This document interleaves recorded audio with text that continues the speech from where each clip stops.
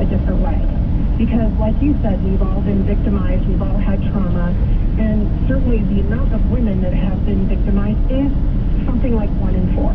But what I would say is, instead of saying, oh gosh, why didn't she come forward, or oh gosh, you know, whatever, what about looking at it like, why is she in office if she's so unstable and so victimized? Maybe she needs to resign because she's not a stable person at this point, because obviously the 6th of January has completely put her over the edge. So you think that it would be it's an interesting strategy, more appropriate or a better use of the information to put forth the idea that maybe she's been so traumatized here that she's not qualified? She needs to get help instead? That's what you think would be a... Well, I think we all go through really incredible, horrible, bad times, and we have to seek the help we need at those times. And if this is something that is now opening up for her because of this trauma on the 6th of January, then she really obviously needs to be helped. We're going to stop on the way back. You know, she's going to wear the badge. She needs to address what it is to be a victim and how to overcome it. All right, but for us to say... She's saying that the trauma at the 6th, on the 6th, that wouldn't be met with any kind of approval. Stirred up some memories. They'd try to rip that one to shreds as well. But you're doing this on the basis of compassion? Is that what you were suggesting, that's the basis of compassion rather than politics? That she struggles with it every day. Well, kind of. I'm just trying to think outside the box a little. Because instead of running around accusing each other of, you know, all this stuff, maybe you deal with your problem. Like, I'm on your team, you're a moron, but I'm on your team. Here's a better way to approach the situation. To 130,000 people, and you haven't seriously addressed it in your own life. And so clearly, has she not? Has she not? How well does she represent her constituents? Okay. Jenny, I appreciate your input on this. I'm looking for, I've got 2 stories on this, and I'm maybe 3. She mentioned it in passing. While describing a traumatic event. 130,000 deaths. And that means she hasn't dealt with her trauma. What did I do with it? Where's it in the fucking idiots. Okay. Well, here are the 2 stories. One's from the New York Post. Alexandra Ocasio-Cortez on Monday revealed that she is a survivor of sexual assault. The 31-year-old Democrat, speaking to more than 100,000 people on Instagram Live, described what she went through during the Capitol riot and addressed suggestions from some Republicans that Americans move on from the January 6th. See, there it is. Is that how it's pronounced? She's reacting to people. Come on, you guys dropped it January 6th. That was almost a month ago. Can we move on? And she's saying, look, I have been a victim of sexual assault. And that's what people, can't you just move on? No, because these individual assaults compound. In other words, the trauma gets added. It doesn't go away. The trauma compounds. She said, I am a survivor of sexual assault. Her voice breaking. I haven't told many people that in my life. That's true. She hasn't. She didn't tell anybody during the Me Too movement. She didn't tell anybody when Joe Biden was accused of it during a Democrat campaign. She went on to tell more than 130,000 viewers that no matter what kind of abuse they've experienced, trauma compounds on each, meaning each incident of trauma compounds on all previous. She's making a story. That's not the impression I got. It gets worse, is what she's saying with her voice breaking. There's something really big happens to you, and then you deal with it, and you move on, and then when something else happens, you deal with that. She later detailed fighting experiences during the siege, including how a man, and it gets somewhat confusing, because if you watch this video, you almost conclude it would be a mistake to do it as a learn, but you can conclude that she's comparing being sexually assaulted to this person who is opening the door to her office, to her bathroom in her office, shouting, "Where is she? Where is she?" She assumed somebody's come to kill her. Where is she? To do big damage. Somebody's come to harm her. And you couldn't mistakenly conclude that she's talking about that as potential sexual assault since it's happened before. Her legislative director later told her that it's okay to come out and say the guy is a Capitol police officer. It was She said this was the moment where I thought everything was over. In her bathroom, in her office, in the Capitol building on January 6th. And she's saying because she was a survivor of sexual assault, this incident compounds on that. And I was really scared. In other words, her theory is you don't get used to the abuse. It's not something that ever normalizes. It's something that stays with you forever. And then it happens again. And it only Is that what she said? That's what she said. Are you saying that's what she said, Limbo? Limbo. Is that what she said, Limbo? You're sounding great, lady, so thankful. Well, thank you. Thank you very much. You're welcome. I just wanted to say, so I'm from Rochester, New York, and I'm a former prosecutor in Fort Lauderdale. And as someone who has really gone through a sexual abuse, you had to go through the whole trial and go through everything, and then the person got a life sentence, so it's a real problem. I take issue with AOC and... Okay, wait, hold it. I'm having trouble following you here. Wait, I just want to make sure I understand. You had to go through as a prosecutor? No, myself. As someone who really is a survivor. Oh, you're a victim and survivor, and you had to go through a full trial of everything. Right. And the person accused of harassing you got a life sentence. Right. Okay. Yes. She didn't say that yet. The trauma and everything associated. Okay. Right. So when you get Christine Ballsy Ford and AOC and someone, pretending, and what they did to Justice Kavanaugh, what it does to people who really live through it, it minimizes or diminishes. What a great example. Go through it. What a great example. Christine Ballsy Ford and all these people piling on Kavanaugh. You talk about trauma? Being lied about with the most disgusting stories all over the news every night for 2 weeks. Right. But then the people who really do go through things, then it makes you don't know who to believe, right? Because you hear these stories, and I can tell you as someone, what it did for me is it inspired me to become a prosecutor. Went to law school, went to UNC, and then I got to help people.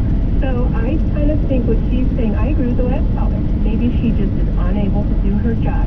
Because I went through it, and I went to law school, I have an MBA with honors, and I'm doing just fine. You don't forget it, but you can't let it ruin your life. How about that? Does she sound like somebody that you think is letting it ruin her life? No, she's saying that to manipulate the people who listen to CNN and read the New York Times. You're going to coach her on air, Rush? Come on! That's sloppy! Sloppy! Oh, yeah, ending each sentence on the uptake. That is done to make yourself sound vulnerable. I'm so scared. I don't feel comfortable being here. It's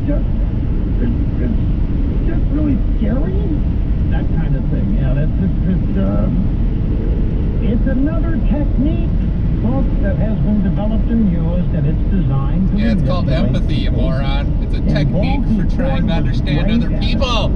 But remember again, she had the entire Democrat population committee behind her and backing her up. She had the entirety of the media backing her up and amplifying her allegations.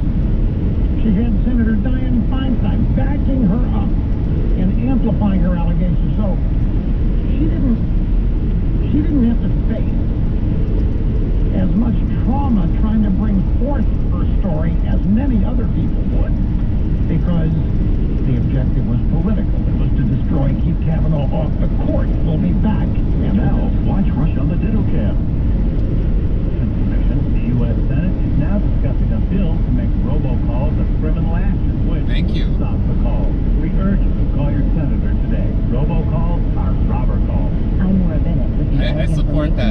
Now here's the latest on the KNAB.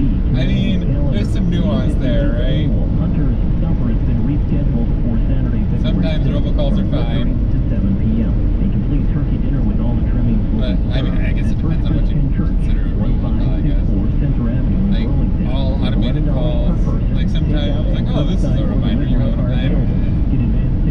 That's better for some people, instead of text or email. Stop by Zimmelman's Jewelry or call them. Yes, 100% drug-free ingredients that each help your body deal with inflammation. You know, when I get Water to is the a point, drug. be able to be that guy that's standing, in a line, and if somebody needs sorry, help, it's a chemical. pay for it. You're a good man. Let me tell you what I heard. Okay, losing this job hurt. Oh yeah, emotionally. And you're still trying to get your feet back under you. It's still real fresh. And you're still trying to feel like you again right now. And we tell folks not to cash out retirement to pay off debt unless it's to avoid bankruptcy or foreclosure, because you're going to give the government too much money. And you're eating it up. It would feel really good right now while you're hurting and trying to get your feet moving again to have no debt. And so I can understand how you gravitate towards that. And I want you to be out of debt. I mean, you watch Reset. This is what we do. We teach people how to get out of debt. I think you're going to get enough.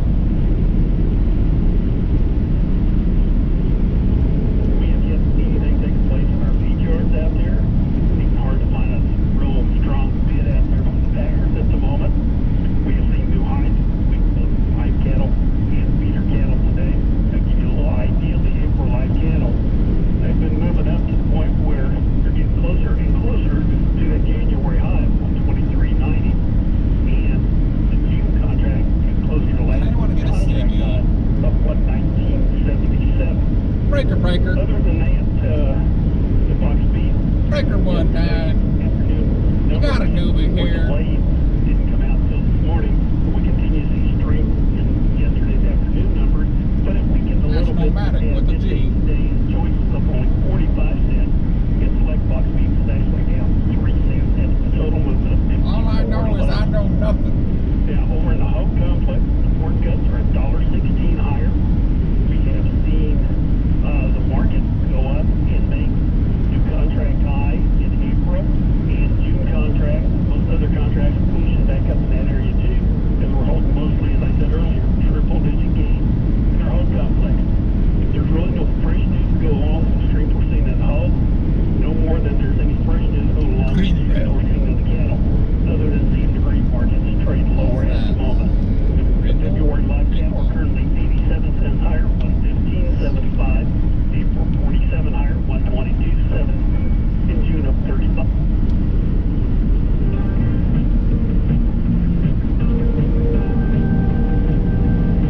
And here's Jimmy in Gainesville, Georgia. Glenn, did you call Jimmy? Welcome to the EIP network. Come on.